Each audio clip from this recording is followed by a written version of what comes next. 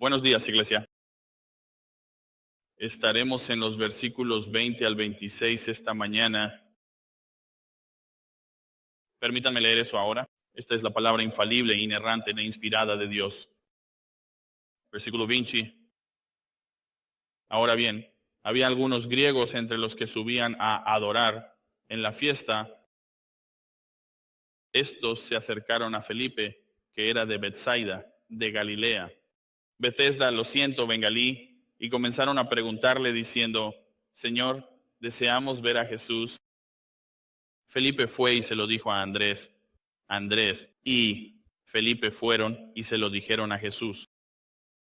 Y Jesús les respondió diciendo: ha llegado la hora para que el Hijo del Hombre sea glorificado. En verdad os digo, si el grano de trigo no cae en la tierra y muere, queda solo, pero si muere, lleva mucho fruto. El que ama su vida la perderá, y el que aborrece su vida en este mundo la conservará para vida eterna. Si alguno me sirve, debe seguirme, y donde yo esté, allí estará también mi servidor. Si alguno me sirve, el Padre lo honrará. Oren conmigo. Padre, esta mañana, mientras nos disponemos o tenemos el privilegio de mirar en tu palabra, y aún más específicamente, de mirar en las palabras de tu Hijo, y lo que Él nos expresa, lo que Él nos revela, tiene un valor infinito. Entendemos esto. Así que esta mañana oro para que abras nuestros ojos, nuestros corazones y nuestras mentes para entender y abrazar estas verdades. Realmente queremos ser como estos griegos y ver. Así que Cristo, abre nuestros ojos para que podamos hacerlo para tu gloria y honor, en el nombre de Cristo. Amén. El sermón de esta mañana se titula, del versículo 21, Señor, deseamos ver a Jesús. Realmente disfruto la providencia del Señor. Mientras avanzamos a través del Evangelio de Juan, podemos verlo tan claramente entre nosotros y en los acontecimientos de la vida de la iglesia y lo que está sucediendo con las vidas individuales en esta congregación. Recuerdo de la noche del miércoles, prediqué de Efesios capítulo 3, si recuerdan, versículos 3 al 10. Y luego, por providencia, nuevamente Pablo está enseñando lo que ha estado en nuestro pasaje esta mañana, la semilla de lo que sucedería. Y Pablo está enseñando en Efesios 3 lo que realmente ocurre después de que esta verdad es proclamada por nuestro Señor. ¿Qué quiero decir con eso? En Efesios 3, si recuerdan nuevamente, él llama a esta verdad, la llama el misterio. El misterio y el misterio es que gentiles y Jesús están unidos en Cristo, que ya no hay muro divisorio, no hay más separación de, si recuerdan la palabra, la economía de la gracia de Dios. No hay muro divisorio, no hay barrera, no hay judío, ni griegos, ni mujer, ni hombre. Solo hay personas redimidas. Pero en el Antiguo Testamento nos enseña que Israel debía ser una luz. Si recuerdan eso de Isaías 49, e incluso la promesa de Abraham. Le dijo a Abraham en Génesis 12:3, dice, en ti todas las familias de la tierra serán bendecidas. Siglos después avanzamos rápidamente hasta Pablo, otro de los escritos de Pablo en Gálatas, capítulo 3 y versículo 8. Mientras cita Génesis 12:3 y dice, previendo que Dios justificaría a los gentiles por la fe, que así es como Abraham debía bendecir a las naciones, que el evangelio llegaría sin fronteras a cada tribu y nación. La nación de Israel había fallado en esto miserablemente. No lograron atraer a los gentiles al único y verdadero Dios viviente. Pero donde ellos fallaron, Dios tendría éxito en hacer algo asombroso y maravilloso. ¿Sabes lo que hizo? Creó la iglesia, salvó pueblo. Así que vemos aquí, y vemos el comienzo de eso en Hechos capítulo 2, ¿verdad? No tienes que ir allí, pero vemos que Cristo incluso ha estado aludiendo a esta misma verdad. Ha hecho misma cosa. Mira el capítulo 10, solo unas pocas páginas más adelante, en el capítulo 10 del Evangelio de Juan, en el versículo 16 dice, tengo otras ovejas que no son de este redil, no de este pueblo, no de la nación de Israel. Y él dice, debo traerlas también y escucharán mi voz y vendrán y serán un solo rebaño con un solo pastor. ¿Recuerdan cuando prediqué eso, verdad? Cuando dije que tienen otras ovejas y dije, hola, otras ovejas. Y esto es cierto. Esta es la alegría que podríamos tener de que esto se logró. Incluso cuando vemos, incluso en nuestro propio pasaje antes, vemos en el capítulo 11 que Caifás, ¿verdad? Profetiza. Y habla de uno que sería crucificado o uno que sería sacrificado por muchos. Y profetiza incluso sin ser, no intencionalmente, ¿verdad? ¿Lo recuerdan? Pero esto también alude nuevamente a las naciones del mundo. En el capítulo 11, mira el versículo 52, una página más adelante, dice, y no solo por la nación, no solo la nación, sino para que también podamos reunir en uno a los hijos de Dios que están dispersos, los dispersos. Y de nuevo lo diré otra vez. Hola, dispersos. Esto es lo que eres. Sabes, Juan 7 también lo dice. Unas cuantas páginas más a tu izquierda nuevamente. Y Juan 7, mira el versículo 35. Entonces Jesús dijo a unos a otros, esto es ellos diciendo estas cosas. Piensa en esto. Cómo dentro de la palabra de Dios, Dios usa a todos los que están hablando, incluso aquellos que no son amigos de Cristo. Dice, hablando entre ellos, ¿a dónde piensa ir este hombre que no lo encontremos? No tiene la intención de ir a la diáspora entre los griegos, que son los gentiles, y enseñar a los griegos, ¿verdad? Bueno, gracias por ese comentario judío. Tienes razón. Él tiene la intención de ir a la diáspora, a los que están dispersos, a los que son marginados. Los griegos a los que Jesús no quería ir, que los veían como ceremonialmente impuros, no hacían nada con ellos. Pero sí, lo hará. Jesús tenía que predicar el evangelio. En este tipo de áreas, de nuevo, no vamos demasiado lejos. En Juan, capítulo 4, vemos que Cristo predica a un samaritano. Entre los judíos, nuevamente, este grupo de personas que es impuro para ellos, y Él salva, el Señor redime a todo este pueblo a través de una conversación en un pozo.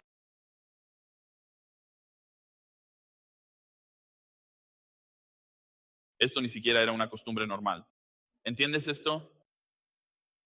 Si los judíos iban y hacían negocios con otros, no judíos, griegos o gentiles, lo que fueran, cuando regresaban a Jerusalén, sacudían el polvo de sus pies de esas tierras. Ellos eran, si realmente quisieras describirlo de esta manera, eran racistas. Hasta la médula. Prejuiciados. no harían estas cosas. Evitarían a los extranjeros a toda costa. Ve a Hechos capítulo 10, porque quiero que veas esto, que incluso estaba entre los discípulos,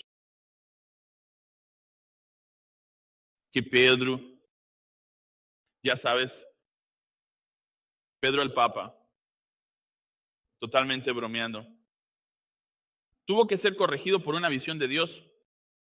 ¿Recuerdas la visión? ¿Recuerdas eso? El despliegue de la sábana, y baja y dice, no llames impuro a lo que es limpio. Dice, no pongas estas barreras que no pertenecen, Pedro. Pero él cita esto, cita su propia tradición. En Hechos 10, versículo 28, dice esto, y les dijo, ustedes mismos saben cuán ilegal es para un hombre que es judío asociarse con un extranjero, o incluso visitarlo. Y sin embargo, Dios me ha mostrado que no debo llamar a ningún hombre impuro o inmundo. Corrige. Pedro, incluso en su propia tradición. Y te voy a decir ahora mismo, si tienes alguna tradición que sea contraria a las Escrituras, abandónala. ¿Entiendes? Dios supera la tradición. Pedro está haciendo eso ahora. Está siendo corregido y ha sido corregido. Vuelve al Evangelio de Juan, capítulo 12, y vemos esto. Y esto es quizás incluso porque en Filipenses, bueno, en Felipe, lo siento, en el versículo 21, parece casi vacilante. Déjame leértelo primero. Bueno, primero vemos esto. Versículo 20, solo para aclarar el contexto. Ahora había algunos griegos entre los que subían a adorar en la fiesta. Así que tenemos a estos griegos, tenemos a los gentiles, están subiendo a la Pascua. Estos son probablemente conversos gentiles. Los llaman temerosos de Dios, ¿verdad? Y subían y iban al monte del templo. No se les permitía. Había un patio de los gentiles. Estaba en el patio exterior. No podían entrar más adentro. Así que probablemente es donde están.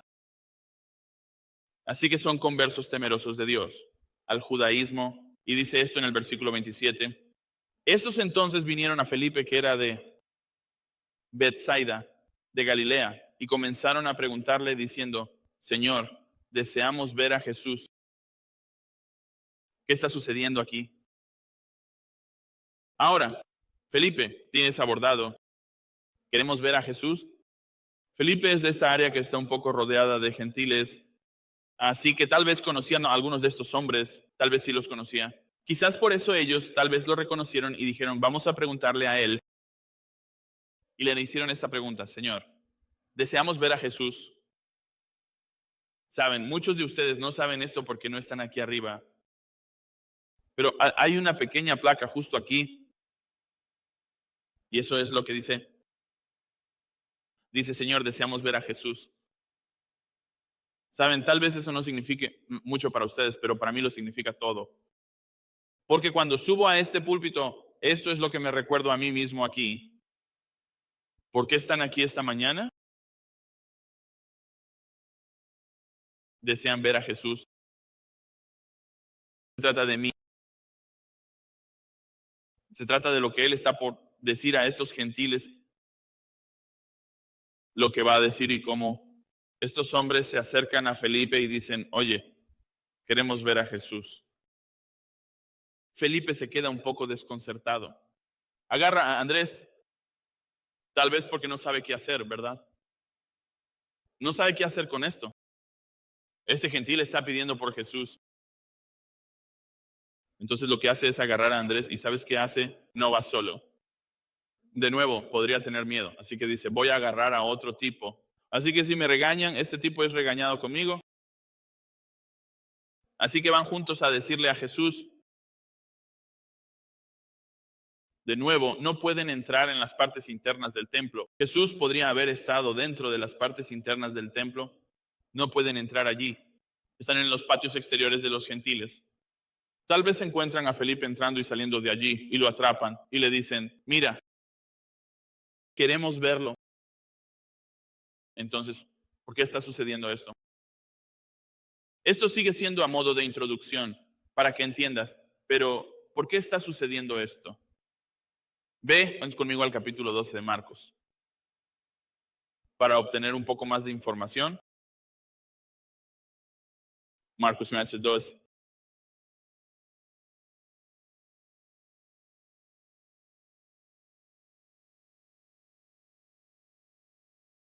En Marcos 12. En los primeros versículos del 1 al 8, Jesús va a dar esta parábola de los labradores de la viña y quiero leértela. Así obtenemos el contexto de lo que está sucediendo con los judíos y los gentiles y ahora esta interacción que Jesús está teniendo. Ahora, déjame leer esto. La parábola va así en el versículo 1 y comenzó a hablarles en parábolas. Él dice esto: un hombre plantó una viña y puso un muro alrededor de ella y cavó un lagar debajo del lagar de vino y construyó una torre y la arrendó a labradores. Y esto se fue de viaje. En el tiempo de la cosecha envió un esclavo a los labradores. Así que está enviando a uno de sus siervos para recibir parte del fruto de la viña de los labradores. Lo tomaron y lo golpearon. Y lo enviaron con las manos vacías de nuevo.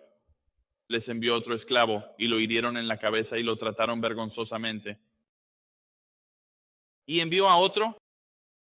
Se ha vuelto redundante, ¿no es así? Envió a otro y a ese lo mataron. Y así con muchos otros, golpeando a unos y matando a otros una y otra vez. Versículo 6, tenía uno más para enviar.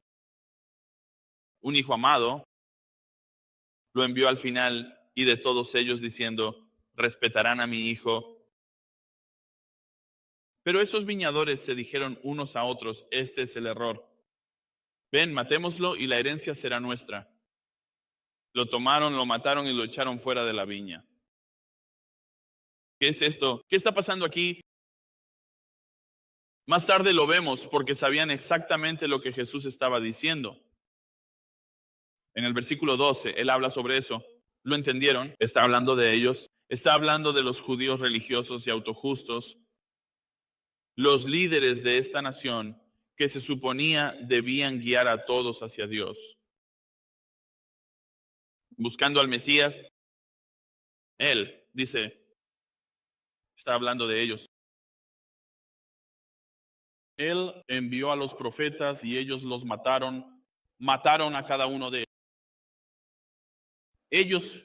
El mensaje había sido enviado al pueblo y cada vez que Dios decidió revelarse, rechazaron su llamado, su súplica hacia ellos. Y luego, ya sabes la historia, Él envía a su único hijo engendrado. Juan 3:16, porque de tal manera amó Dios al mundo que envió a su único hijo engendrado, su amado hijo, y luego lo matan. Bien.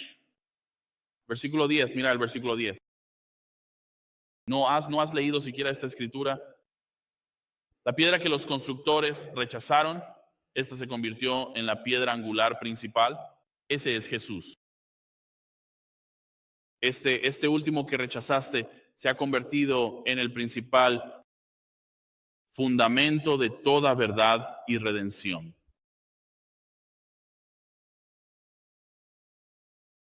Lo que rechazaron, el Señor lo usó para reunir una nación para sí mismo, una nueva nación fundada en la sangre y el sacrificio de su propio Hijo. Vemos esto. Ve a Hechos capítulo 13.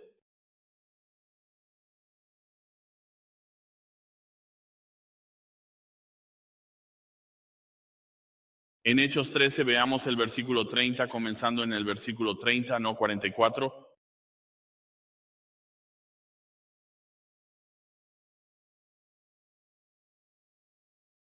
Escucha esto. Esta interacción, Pablo, con estos mismos judíos autojustos. El siguiente sábado, casi toda la ciudad se reunió para escuchar la palabra del Señor. Así que vemos que esto está sucediendo. Hay multitudes, y multitudes ahora que Jesús ha resucitado, Él ha ascendido, la palabra ha sido proclamada, hay predicación por todas partes. Pablo está en este lugar y dice que el sábado se levanta, hay una multitud, versículo 45, pero cuando los judíos vieron a las multitudes, se llenaron de celos, comenzaron a contradecir las cosas que Pablo decía, y estaban blasfemando, incluso romperían sus propias reglas para decir, no escuchen a este tipo, mira lo que sucede. Pablo y Bernabé hablaron con valentía y dijeron que era necesario que la palabra de Dios se les hablara a ustedes primero. Eso es a los judíos. La nación, y dice esto ya que la rechazaron, y se juzgan a sí mismos indignos de la vida eterna. Ustedes trajeron esto sobre sí mismos, escucharon el mensaje, han visto al Salvador resucitado. Y al final dijeron, ¿saben qué? Esto no es para mí. Y dice esto, he aquí, nos estamos volviendo hacia los gentiles. Nos estamos volviendo hacia los gentiles, versículo 47. Porque así nos ha mandado el Señor. Te he puesto como luz para los gentiles. ¿Olvidaste esto? Él dice que tú puedas llevar la salvación hasta los confines de la tierra. Versículo 48. Cuando los gentiles oyeron esto, comenzaron a regocijarse y glorificar la palabra del Señor, y todos los que él había designado para vida eterna creyeron. Ahí tienes la predestinación, por si acaso, si la querías. Tantos como fueron designados, porque Dios estaba haciendo esto. Y vuelve al Evangelio de Juan. ¿Cómo está pasando esto? ¿Cómo se está desarrollando? Nos lo muestra en el versículo 23 del Evangelio de Juan, capítulo 12. Dice, y Jesús les respondió diciendo, ha llegado la hora para que el Hijo del Hombre sea glorificado. Esta es la respuesta de Jesús, su conversación con estos gentiles. Y así es como lo dice, esto es esta declaración más profunda,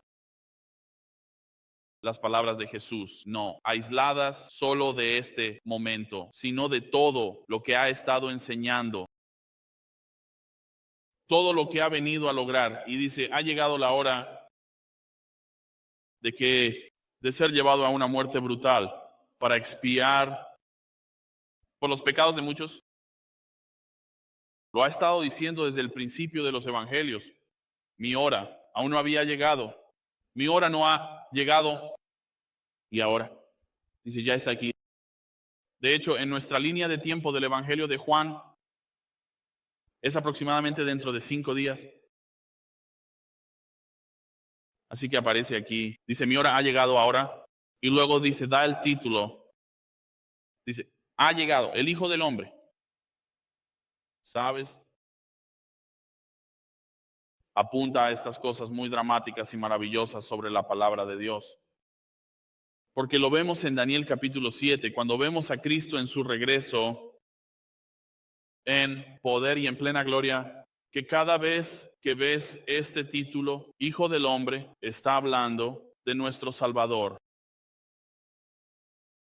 Y luego dice, glorificado. Recuerda cuando Jesús, después de que había muerto y luego resucitó, ¿verdad? Él habla sobre cuando fue resucitado de entre los muertos, que en ese momento sería glorificado, porque sería la obra terminada de su obra redentora, ¿verdad? Y ahora Él resucita de entre los muertos, conquistando esa misma muerte. Y luego conquistándola para ti y para mí, para que no probemos la muerte. Así que Jesús en un versículo ha explicado o ha comenzado a explicar a estos gentiles quién es Él y por qué vino al mundo. Y ahora lo explicará más a fondo. Así que tengo 3 puntos para este sermón.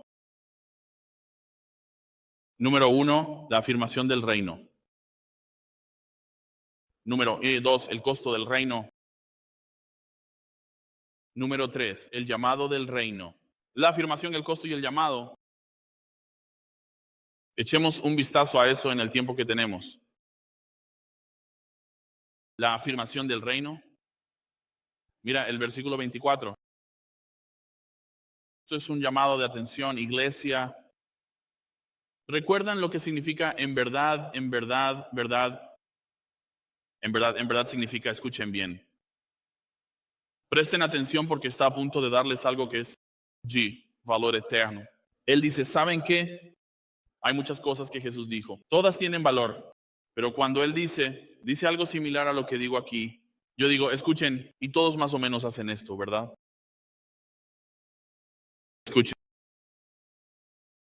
Versículo 24. En verdad les digo, si el grano de trigo no cae en la tierra y muere, queda solo. Pero si muere, lleva mucho fruto. Jesús usa la frase el reino de Dios 51 veces en los evangelios para explicar cómo es y cómo podemos entrar en él. Incluso lo vemos en Juan 3:3, ¿verdad? Vemos que Juan 3:3 dice, a menos que nazcas de nuevo, no podrás ver el reino, dice, ¿verdad? Entonces, en el versículo 24, ¿qué está diciendo? ¿Qué está diciendo Cristo? ¿Sabes lo que hice? Fue que cuando miré este versículo, busqué esta declaración en particular sobre la semilla. Y todo eso, no es porque dudara de Jesús, créeme, no dudé de Jesús, pero es porque quería entender mejor todo este asunto de la semilla en la tierra y morir, todas estas cosas, ¿verdad? Y de hecho, solo para que sepas, no es que necesites escucharlo de mí. Eso es lo que le pasa a una semilla. Cae en la tierra, muere, comienza a descomponerse. Y es ahí donde obtenemos el proceso de crecimiento. Incluso a veces pienso en cómo crecen las cosas. Y le digo a la gente, es como, sabes, no tenemos que mirar tanto la complejidad. Podría llevarte afuera ahora mismo y hacerte una pregunta. ¿Cómo crece el césped? Y me dirás todas estas cosas. Bueno, es agua y luz y fotosíntesis y todas estas cosas, ¿verdad? Pero yo digo, ¿pero cómo crece? Sabes, en última instancia no tienes una respuesta. Los científicos tampoco tienen una respuesta. ¿Qué hace que el césped crezca? ¿Sabes la respuesta? Respuesta de la EBD. Jesús hace que el césped crezca. De la misma manera que nos dice aquí, Él nos da la analogía más simple del proceso de una planta en crecimiento y cómo se desarrolla. En pocas palabras dice, en verdad, escuchen, no hay reino, no hay redención, no hay perdón.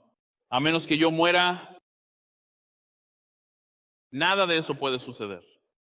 Nadie puede entrar en un reino que no ha sido establecido.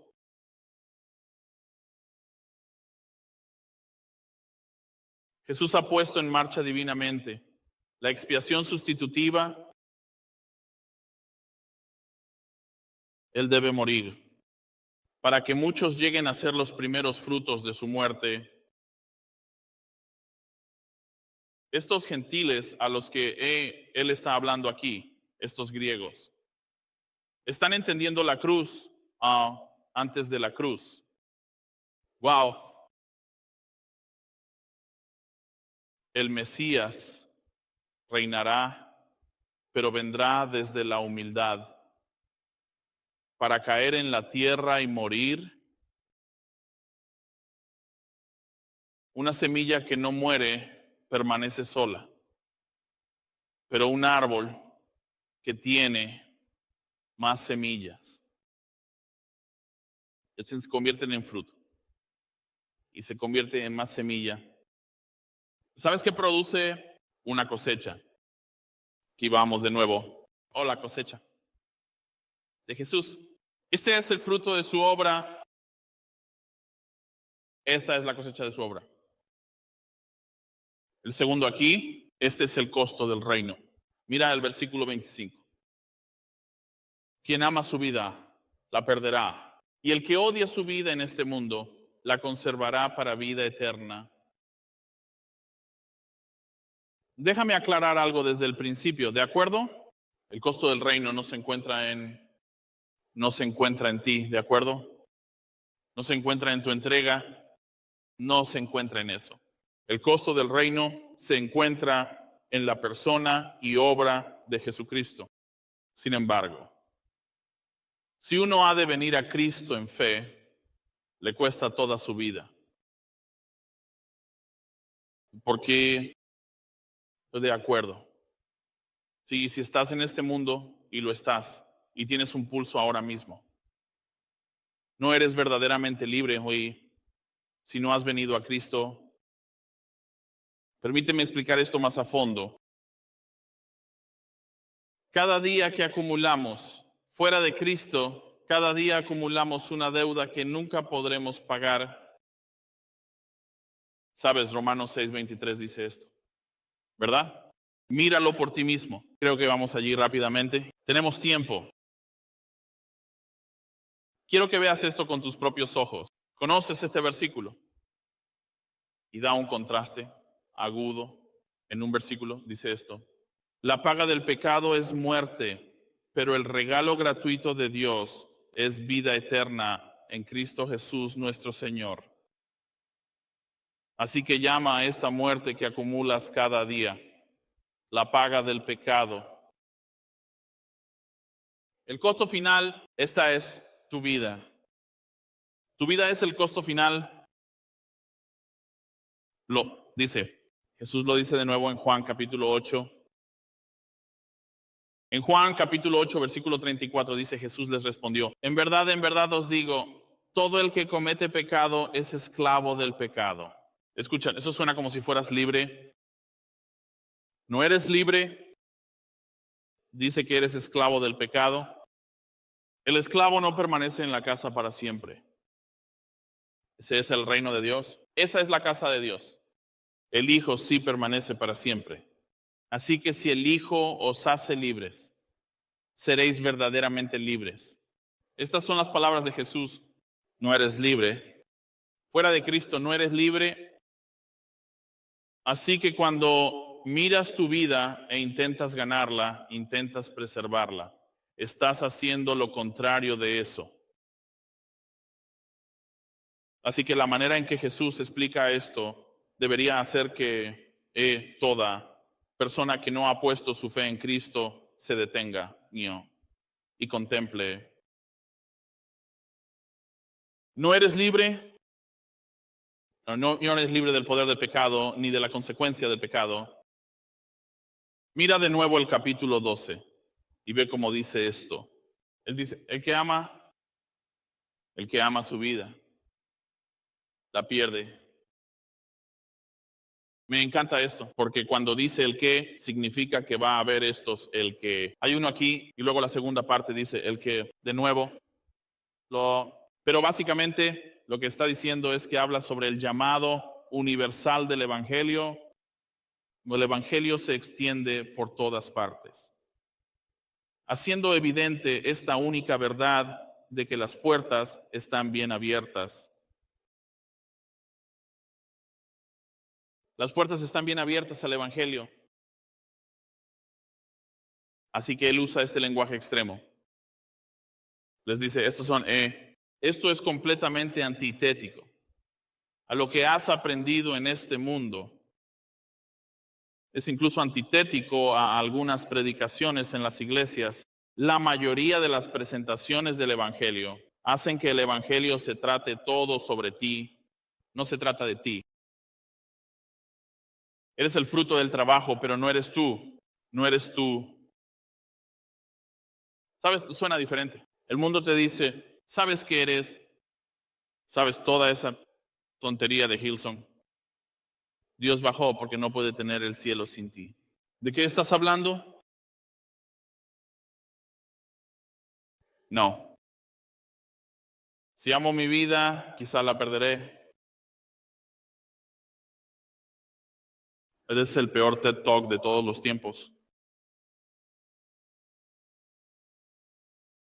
Sabes, incluso en este país lo siento, la vida en la búsqueda de la felicidad. ¿Ese es tu objetivo? ¿Cómo lo llaman? Vivir mi yo genuino. O incluso algún autor cristiano, ¿verdad? Viviendo mi mejor vida ahora. Si estás viviendo tu mejor vida ahora, según este versículo, vas camino al infierno. Pero él dice, este es el producto de amar tanto tu vida y preservarla, intentar preservarla tanto. Tienes agarre. Y dice en el segundo, el que odia su vida y este mundo lo conservará en ese mundo. Eso, ¿lo ves?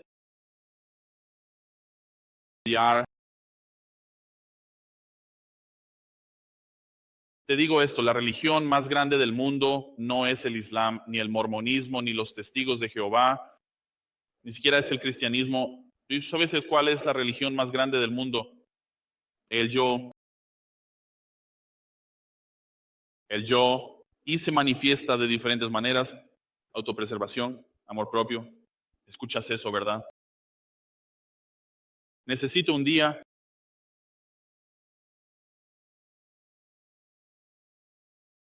Estamos tan preocupados por el yo, contenidos por esta próxima cosa que te hará feliz, que aferrarse a eso parecería un agarre mortal. ¿Sabes? Como el mono metiendo la mano en el coco para obtener la golosina. Luego no puedes sacarla. Esta es tu mano en esta vida. Abrirás tu mano.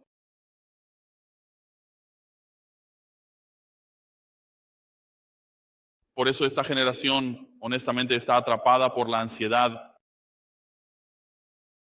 Están atrapados en este amor por su propia vida que los paraliza. ¿Los paraliza para qué? Para ver la gloria de un Salvador resucitado que extiende una mano para salvarte.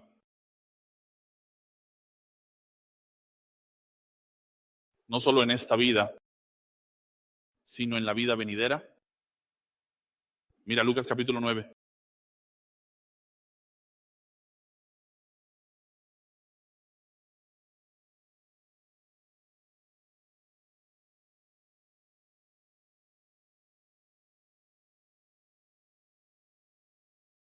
Se expresa de esta manera. Ustedes recuerdan este pasaje, Lucas capítulo 9, solo un versículo, versículo 24. En realidad, versículos 24 y 25, dice, quien quiera salvar su vida la perderá, pero quien pierda su vida por mi causa, ese es el que la salvará. ¿De qué le sirve a un hombre ganar el mundo entero y perderse o destruirse a sí mismo? ¿Qué ganas con eso? Nada. La vida que tienes ahora la perderás incluso entonces. Mira Lucas capítulo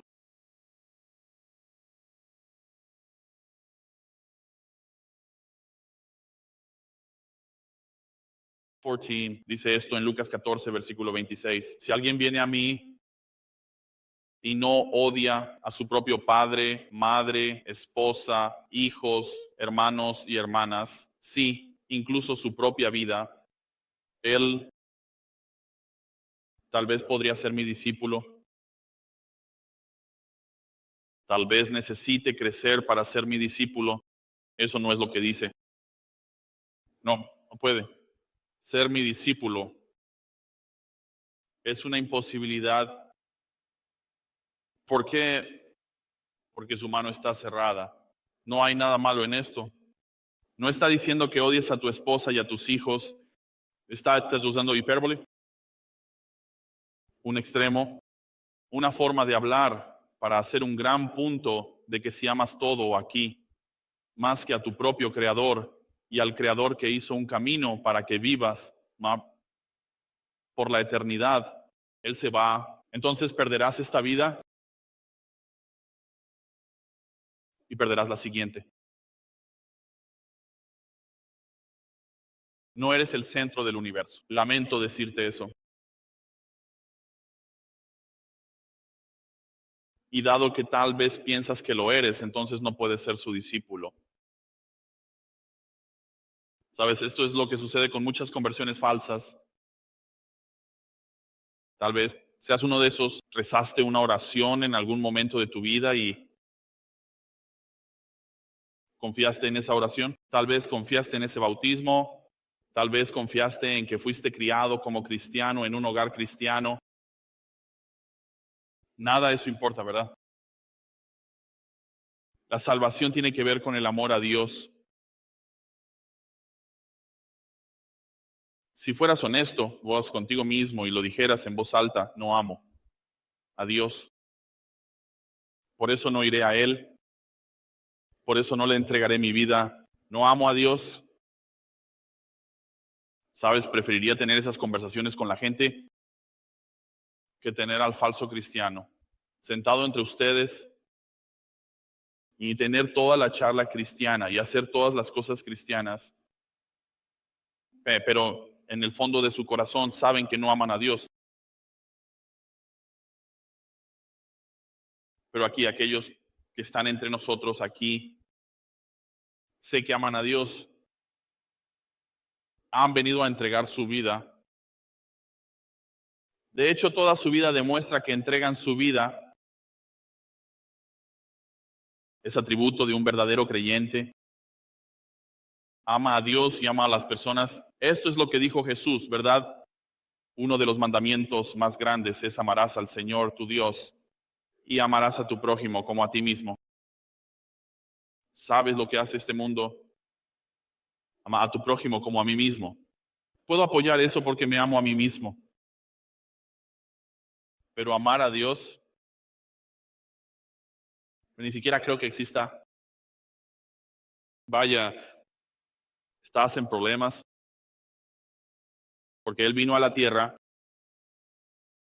murió, resucitó. Así que dice esto a continuación. Hay una transición ahora. Él dice ahora, el llamado del reino.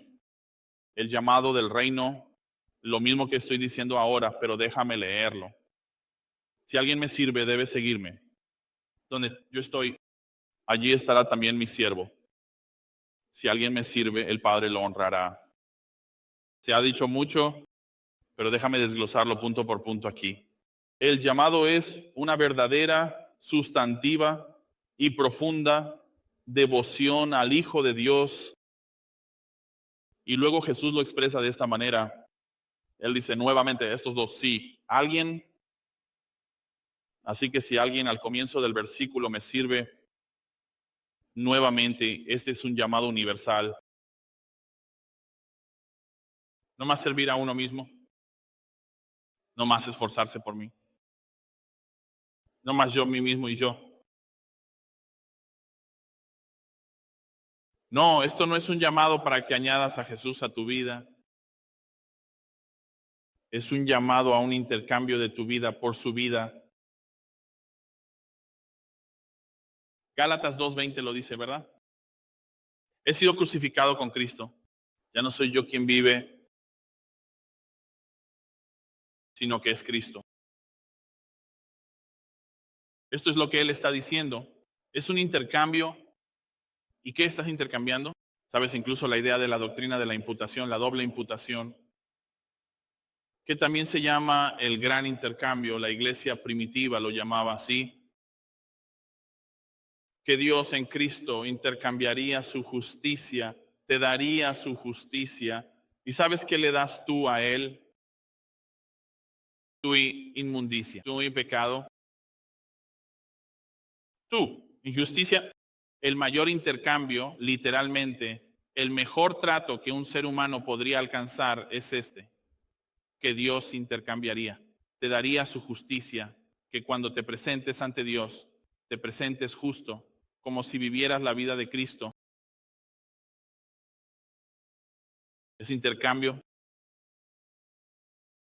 Pero esto no es solo una mera decisión de una sola vez. No es una mera decisión de una sola vez. Porque uno diría de nuevo, dirías, bueno, un día recé una oración. ¿Cómo sé que esto sucedió? Bueno, es fácil. Jesús lo dice en el siguiente versículo. Y en el mismo versículo, de hecho, la segunda frase es, Él debe seguirme. ¿Cómo sabes que esta conversión ocurrió? Sigues, permaneces. Sus deseos se convierten en tus deseos. Su directriz se convierte en tu directriz. Su amor se convierte en tu amor. Sus odios se convierten en tus odios.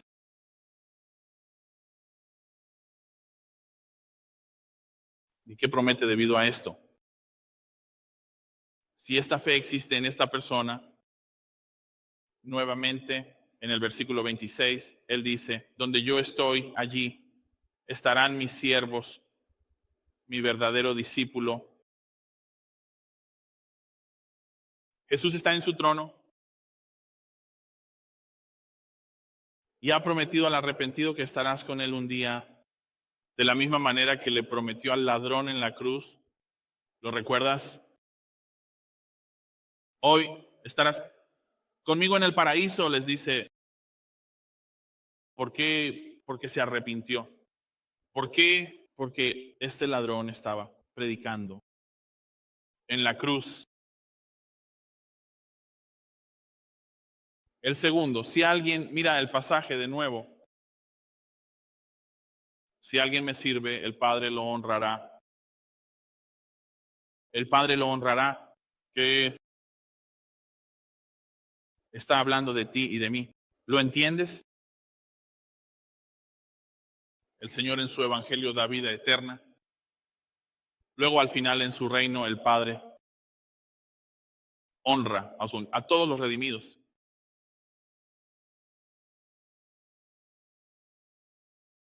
Esto ni siquiera tiene espacio en mi pensamiento, ser honesto contigo.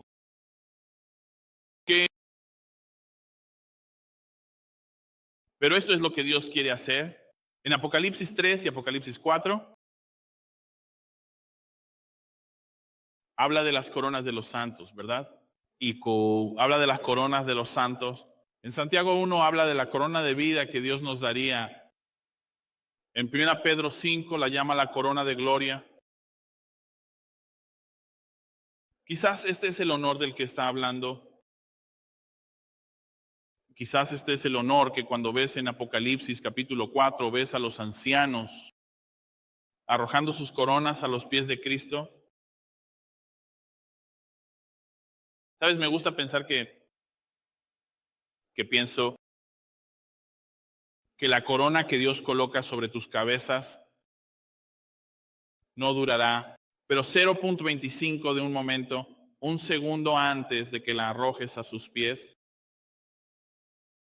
Y será como si el honor que Él da a los creyentes fuera solo para alimentar tu alabanza. Que cuando termines en el cielo tengas una corona en tu cabeza, es con un propósito, que la arrojes ante sus pies. Eso es hermoso. Me detengo a pensar en eso. Y creo que es tan asombroso.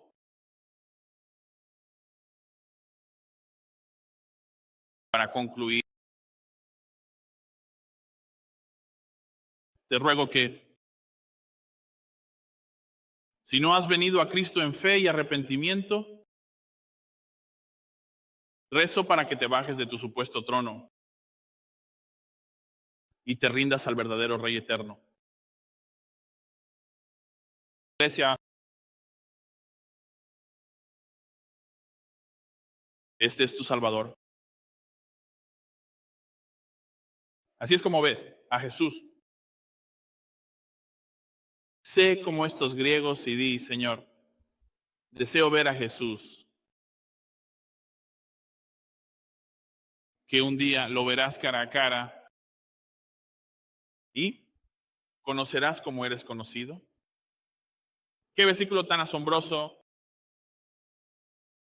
Y un día pasarás la eternidad con Él y no habrá más agonía, ni dolor, ni pecado, porque no has amado tanto esta vida que te condenaría conmigo. Padre, nosotros venimos ante ti confesando que no entendemos completamente las glorias de tu gracia, que incluso ahora tenemos más oportunidad de abrazar estas verdades, tenemos más oportunidad de ampliar nuestros pensamientos sobre ti para que tú recibas más gloria de tu iglesia. Rezo para que los santifiques en tu verdad. Tu palabra es verdad. Para aquellos aquí que aún no han llegado a la rendición, a este mensaje, a esta verdad del Evangelio, a la vida perfecta de tu Hijo, la muerte expiatoria en una cruz que ellos merecen, y ser levantados de la tumba para restaurar lo que perdimos en el jardín del Edén. Rezo ahora para que los lleves al final de sí mismos, que entreguen su vida a esta verdad tan preciosa, que vivan en la eternidad contigo y que tú des más gloria al hacerlo, al redimir a esos.